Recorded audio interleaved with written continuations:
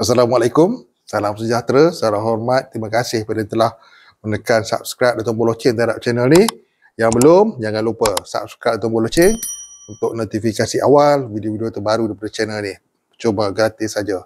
Okey, pada entry kali ini perkara berkenaan dengan kemas kini untuk STR fasa 3 pembayaran dan sebagainya ya.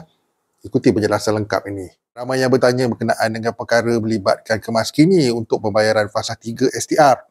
Okey, setelah dikumpulkan banyak yang bertanya di Telegram secara peribadi, personal message. Baik, dirangkumkan segala perkara berkenaan dengan kemas kini untuk fasa 3. Okey, yang pertama sekali, kemas kini untuk fasa 3 sedang dibuka. Telah dibuka dan sedang dibuka. Ia telah pun dibuka mulai 16 Februari yang lalu sampai sekarang. Dan sekarang ini merupakan tempoh untuk buat rayuan kemas kini, malah kalau nak buat permohonan baru pun boleh untuk pembayaran pada fasa 3 nanti. Adakah semua penerima STR perlu buat kemas kini? Soalan nombor 2. Tidak perlu. Semua tidak perlu. Bukan semua perlu. Itu ayat yang sebetulnya. Bukan semua perlu. Penerima sedia ada tak perlu. Okey, ambil perhatian. Tak perlu buat kemas kini apa pun sekiranya anda penerima sedia ada yang dah memang lulus dan menerima daripada fasa 1 dan fasa 2 dan sekiranya lulus pada fasa 2, rayuan fasa 2 lulus, okey, untuk fasa 3 tak perlu buat apa-apa lagi. Okey. Sebaliknya, sekiranya fasa 1 anda gagal, fasa 2 pun rayuan anda gagal, maka boleh buat rayuan sekali lagi. Rayuan dan permohonan baru dibuka sepanjang tahun. Jadi maksud kat sini, kalau kita buat rayuan gagal, boleh buat rayuan lagi. Okey? Dan sekiranya kita ada buat kemas kini dan kemas kini itu gagal, pun boleh buat rayuan yang baru ataupun permohonan baru. Terpulang yang mana yang terdahulu, yang mana anda ingin lakukan. Pertanyaan-pertanyaan untuk fasa 3, ada yang bertanya, ialah seperti yang aku jawab tadi tu, ya, penerima sedia ada perlu ke tidak? Jawapannya tidak, ya, ringkas je. Penerima sedia ada yang memang lulus tak perlu nak buat kemas kini lagi. Okey? Dan antara lain, macam aku ulang, aku repeat sikit ya. Kalau anda gagal, anda boleh buat rayuan sekali lagi. Tak jadi masalah. Buatlah rayuan banyak mana sekalipun. Ya. Sebab permohonan dan rayuan itu dibuka sepanjang tahun. Tak jadi isu dekat situ.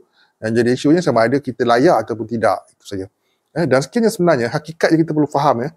Bila kita ada membuat rayuan sampai 2 kali lah katakan gagal, aku rasa tak perlu dah untuk buat kali yang ketiga.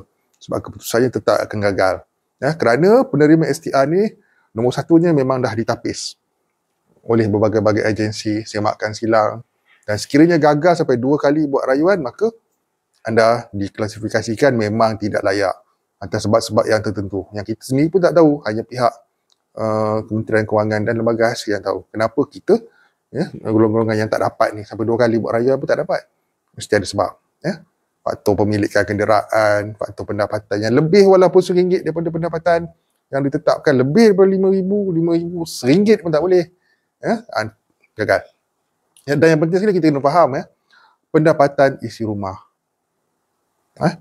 Bukanlah bermaksud pendapatan suami saja, tapi isi rumah, suami dan isteri. Sekiranya dua-dua ni bekerja, digabungkan pendapatan itu melebihi RM5,000, maka tidak akan dapatlah isi rumah tu dalam kategori apa sekalipun.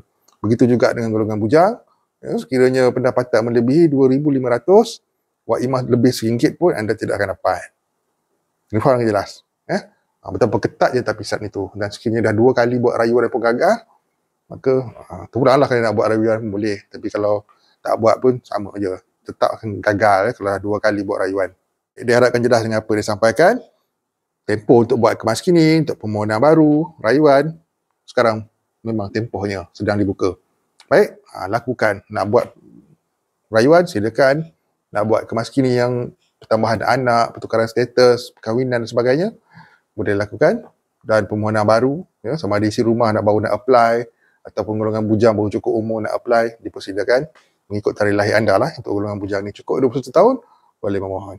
Baik, semoga lah dengan apa yang disampaikan dan manfaat semua yang bertanya, banyak yang bertanya. Okey. Assalamualaikum, salam sejahtera, salam hormat. Jumpa lagi. See you guys in my next video. Assalamualaikum, salam sejahtera, salam hormat. Bye-bye.